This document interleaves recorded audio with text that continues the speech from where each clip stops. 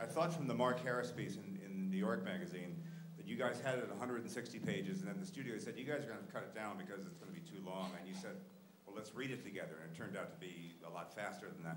I got the idea that it was the studio threatening you with having a cut that made it fast, or did you intend it to be His Girl Friday all from the get-go? No, it was written to be fast. I mean, when you have the guy who wrote it and you say, read it for me, and he reads it for you, and then you time it out at 2 hours, then you call the studio and say, we don't really need to worry about this. It's going to be 2 hours. You know, contractually, for me to have final cut, I have to deliver a movie that was 2 hours and 19 minutes or less, and I was able to come in way under the wire. You're known as a technical director. That's my personal point of pride. Yeah, I was at a Q&A with Mark Romanek a few years ago, and he even suggested that you could recite what's on the back of the manual. So I'm just curious, how has the evolution of technology over the past 10 years affected your filmmaking process, and how do you think it's affected filmmaking in general? I think that technology will never make movies better. It'll make, technology has never allowed a movie to be made any faster. It's allowed the people who are making movies to iterate faster so that you can have more options. And as we all know, sometimes more options is great, and sometimes more options is just more indecision and more procrastination. So, you know, I think that technology, I mean, obviously movies have changed, and how we make movies has changed radically, you know, in the last 10 years. I mean, I'm able to be in 2 and 3 different places at once. I have dailies of, I have video tests of rehearsals that are happening in Uppsala right now that are being downloaded so that I can look at them when I go back to the hotel room, so I can say, this is how I want my parade floats to appear in a scene that we'll shoot on Sunday morning. For instance, you know, in this movie, the Henley Regatta sequence was, we put that to the end. We had to shoot that on July 4th, and we had to have a movie locked and loaded and ready to be made prints of at the end of August. So we had like 4 or 5 weeks to do about, you know, probably 100 CG environment shots, and it was only possible because of the way we were able to shoot on the red, the way we were able to take that data, and we were able to ship it to LA, and people started tracking backgrounds, and we were able to hit the ground running. So it can be a great tool. Just like Facebook, it can be an incredibly powerful way to reconnect or connect, and it can also be a gigantic waste of time. But no more so, quite honestly, than, you know, I look at my 16-year-old and she can disappear for hours on end in her Facebook world, but I did the same thing, quite honestly, with Gilligan's Island. So, you know, who am I to judge? The way the script was constructed, you know, the fact that was that something, I actually wanted David to talk about that. Was that the way it was originally written? Did you tamper with that? No, that was the way it was originally written. You know, once research revealed that 2 separate lawsuits were brought against Facebook at roughly the same time. The defendant, the plaintiffs, the witnesses, they all came into the deposition rooms. They all swore out an oath. And what we ended up with were 3 very different versions of a story. And instead of choosing one and deciding that one's the truth, I'm going to run with that, or choosing one and deciding that one's the sexiest, I'm going to run with that, what I really liked was that there were 3 different versions of the story, that there was Rashomon, and that after, you know, it didn't come to me instantly. There was a period of climbing the walls and pacing around like there always is. But I came up with the structure of the deposition rooms, and that everything was going to come out of that, which would give everyone an ability to say, that's not true, that's not what happened, and would also have the added benefit of putting Mark just a few feet away from his accusers. And when we go to those deposition rooms, Mark's actually an underdog in there. He's got to defend himself against a team of very high-priced lawyers, you know, who were sitting next to these young Kennedys and that kind of thing. So, but the structure worked mostly for the Rashomon quality, right? Yes. Thank you. I was wondering if you know if Larry Summers is coming tonight, and also, how did you cast that role? It's amazing. I loved the Larry Summers scene when I read it the first time, because I loved the fact that here were these two guys who were coming, and it was a little bit more. In its first incarnation, it was a little bit more of them hitting a brick wall with Larry Summers, and we sort of retempered the ending a little bit so that I mean, as it was described to Aaron, and as Aaron described it to me, the Winklevi went to meet with Larry, and Larry kind of said, "This couldn't be less interesting to me, and I cannot imagine myself involving this office in sorting this problem out. By all means, have at it in the courts of law, but I can't get involved." And I thought it was such a great idea of, like, finally, you get to go behind the curtain and meet the wizard, and the wizard is supposed to sort the whole thing out, and he kind of goes, "This sounds a little dull. It just doesn't sound interesting at all, and I have so many other things that are, fighting for my attention." So I was friends with Douglas Urbanski, who is, I know him as Gary Oldman's manager, and I thought of him to play Larry Summers, and I sent him the script, and he liked it very much, and he said, I sort of look a little bit like him, and again, because I wasn't trying to find people who were the same height and weight or anything, and so I looked him up on the internet, and he does look a little bit like him. After 2 hours of Trent Reznor's score, it's a little jarring to hear the Beatles, which is a sentence I thought I would never say. I'm wondering why that song was chosen, and also why Reznor's music was used throughout the movie in general. I guess it would be to David. I wanted to work with Trent, and we had temped a lot of the movie with Nine Inch Nails' Ghosts, which was a sort of a conceptual studio album that they did as a, they did in like 2 weeks or something, and we had temped a lot of the movie with that, and I remember when we were shooting the final deposition scene that we were at Milton Academy, weren't we, Aaron? And I was listening. My iPod had, my iPhone had a Beatles compilation on, and I heard the song, and I thought, we might be able to get away with this. And when we were shooting the deposition scene, I played it for Jesse, and Jesse nodded his head, which is, approval, and he liked the idea of it. He kind of said, okay, and then when we tested it, when we kind of laid it up underneath. It's funny because we didn't lay it under the scene and then play just the scene. We laid it up under the scene, and then we played the whole movie, and we watched it. And I kind of remember going, "Yeah, I think that's going to work." I could be wrong, but I'm sure you'll tell me. Hi, I'm Patrick Brennaus with the Planet Podcast, and I had a question for Mr. Eisenberg. A lot of people who are in the tech community kind of comment on Zuckerberg's personality as being someone of an Asperger's kind of personality, where he's very not touching, very emotionally muted. Was that some of the thought process in your performance for the movie, for your portrayal of Mark in the movie? I certainly don't want to diagnose him, but yeah, I mean, in Aaron's script, and then also in watching these interviews, there's a certain kind of disengagement that you see. It's frankly not dissimilar to kind of some disengagement that I probably express when I'm doing interviews, because they can be incredibly uncomfortable. So to kind of attribute it to some extreme diagnosis, it doesn't feel right to me. But there was a really interesting quality that I wanted to bring out, which is this kind of difficulty connecting with others. Of course, it makes his invention that much more ironic and fitting, that he would create something that connects everybody else. But it was, certainly something we tried to bring out.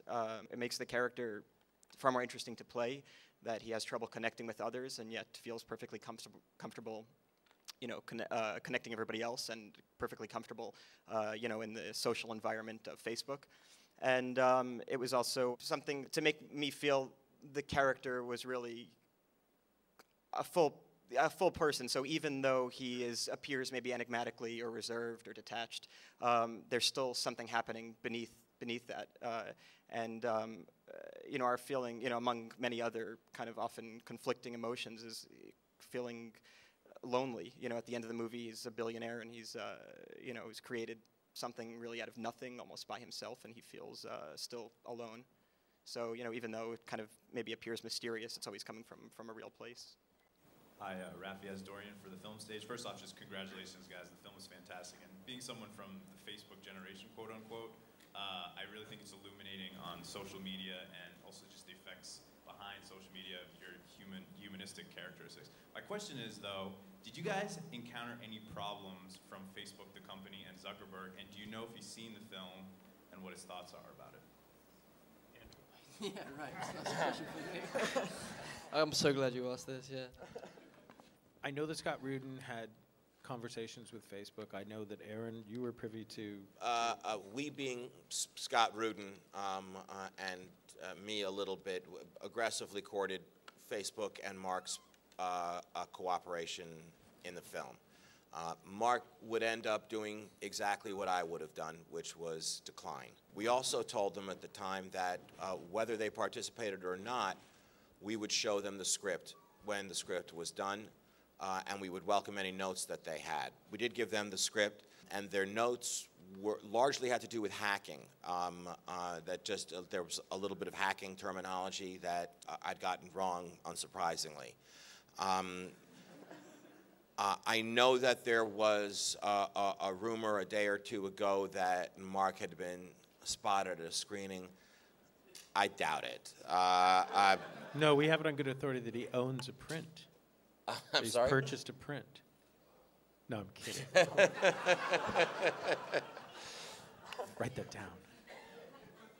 Listen, I get it. I don't think there are any of us who would want a movie made out of the things we did when we were 19 years old. If Mark is going through an uncomfortable moment, that doesn't give me any joy at all. So I understand. I doubt he's going to be first in line next Friday to buy a ticket. Hi there, Marlo Stern, The Daily Beast and Manhattan Movie Magazine. I'm just wondering, a lot's been made of sort of the embellishment and sexualization of certain scenes in this film, and I'm just wondering if you could talk about which scenes in particular were,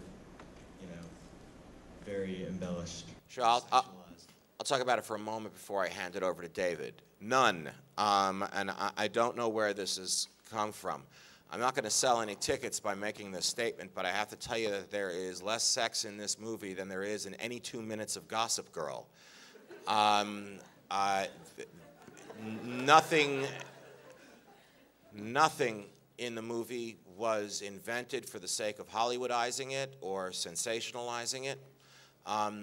There are, as I explained, because of the 3 different versions of the story that were given, not just in the deposition rooms, but there was a lot of first-person research that I did with people who were characters in the movie and people who were close to the event, most of whom were speaking to me on the condition of anonymity. And there were a lot of conflicting takes, so there are going to be a lot of people saying, that's not true, that didn't happen, just as they've been saying that since 2003. The work that I did is exactly the same as the work that any screenwriter does on any nonfiction film. When Peter Morgan writes The Queen, he's going from fact to fact to fact, but Peter Morgan wasn't in Queen Elizabeth's bedroom when she was talking to her husband about their daughter-in-law. Moreover, and more important, people don't speak in dialogue and life doesn't play out in scenes. There's work that the dramatist does, but nothing was invented, certainly nothing was sexualized in order to amp up the temperature on the movie. Even the Harvard Club scenes, with you're talking about the punch party at the beginning of the movie, that is based on descriptions of punch parties given to me by final club members who have been at these punch parties. But not punch parties. Not punch. Girls aren't at punch parties. But not punch parties. I'm sorry, punch parties is something different. Those beginning of the year parties, the bus that brings girls to the parties, what goes on at those parties. But those parties, that particular scene, again, is an example of Is that scene really happening, or is that the party that Mark's imagining in his head that he can't be at? That kind of thing. This is a nonfiction story. Did you have anything to add? I have nothing to add. No, I mean, you have to keep in mind that there's a point of view, there is a perspective, and you have to be, you know, certainly we can do a lot of research, and we had stories that were told to us that were far worse, far more salacious, far more demeaning to the participants than the stuff that we chose to actually show, and you know, we had to temper it, and we felt that this looked enough like. I mean, we were trying to tell a story about somebody who is sitting at home doing something and going, everybody else is having far more fun than I am. And that's the narrative purpose of it. Hello, I'm Lotta with the Swedish media. To Mr. Fincher.